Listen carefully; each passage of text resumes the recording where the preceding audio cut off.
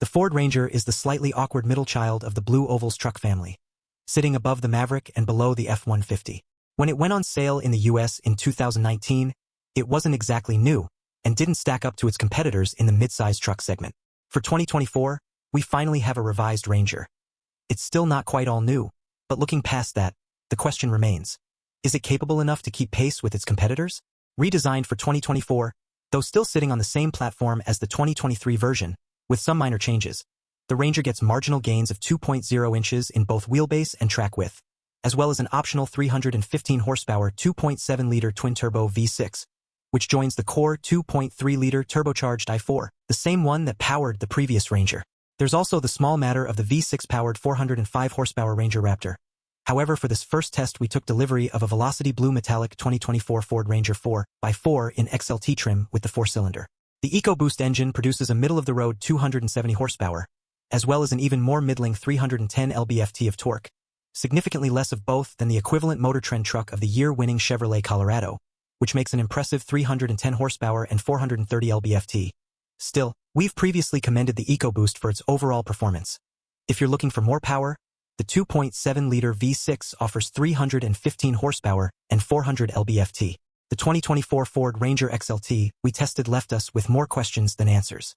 The pickup truck galloped to 60 miles per hour in 6.9 seconds and hustled its 4,453-pound mass through the quarter mile in a blink and you won't miss it 15.4 seconds at a trap speed of 90.2 miles per hour. However, when it came time to slow down the Ranger, our head-scratching began.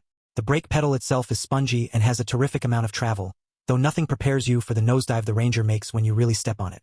As well as the lurching, curiously the Ranger skips along the road as it's coming to a stop, which it did in 140 feet from 60 miles per hour. The 255/70 17-inch Goodyear Wrangler territory at tires do little to help, with a fair amount of scrubbing from their wide tread block. The experience doesn't exactly inspire a ton of confidence. The problem persisted in our figure-8 testing, where we noted that the tires offer little in the way of grip at the limit. The lack of shift paddles combined with the 10-speed transmission's reticence to downshift made hard acceleration somewhat of a waiting game. The steering, too, is perplexing. In sport mode it became overwhelmingly heavy, for no good reason. However, it's worth reiterating our testing often pushes vehicles to, and beyond, their normal operating limits. We're pleased to say it's a different story on the road in the case of the Ranger. In daily service, the 2024 Ford Ranger XLT does everything you want it to and nearly nothing you don't. The 10-speed does an admirable job of corralling the i4's horses and deploying them how and when you want them.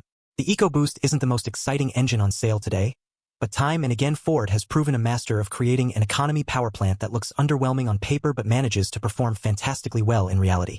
On the road, the suspension, prone to longitudinal lurching under braking, does a good job of disguising most typical surface imperfections and bumps. The independent front and live axle/leaf spring rear work in harmony with the truck unladen and offer a pleasant everyday experience. Indeed, we found the Ranger can be pushed harder in curves than its big rival, the new Tacoma, and to better effect, though the front end tends to be rather vague, likely a cocktail combination of sidewall flex and the medium soft suspension. On the inside, the 2024 Ford Ranger's SuperCrew cab is light and airy, with plush and comfortable front seats boasting good overall support. Behind those, the second row's folding bench seats are surprisingly comfortable, though they sit rigidly upright. The rear seats have cargo space built in beneath them, and there's more storage in the form of a cubby under the giant and instinctive-to-use central touchscreen, as well as on the dash itself. We also noted the lack of button blanks, which is the kind of measured design we enjoy in non-top-tier trim vehicles. One mark against the Ranger XLT is that the rear doesn't have its own climate zone, which is a shame because otherwise the interior checks all the right boxes.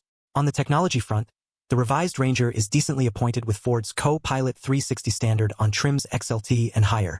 The lane keep assist performed admirably and was not often flummoxed, and the pre-collision assist was reassuringly alert and agile. An 8.0-inch digital gauge cluster is complemented by the 10.0-inch central screen, which boasts an intuitive infotainment system. The cluster of physical HVAC buttons and knobs below the screen are the only area where some of us think Ford could have tried a little harder, as the plastic feels cheap and some of the buttons' movements seem uneven when compared with one another. Curiously, our test Ranger came with keyless entry but still had a conventional key in and twist starting procedure. The XLT is the middle of 3 trim levels for the 2024 Ranger, and to get a push-button start you must cough up an extra $7,520 for the Ranger Lariat.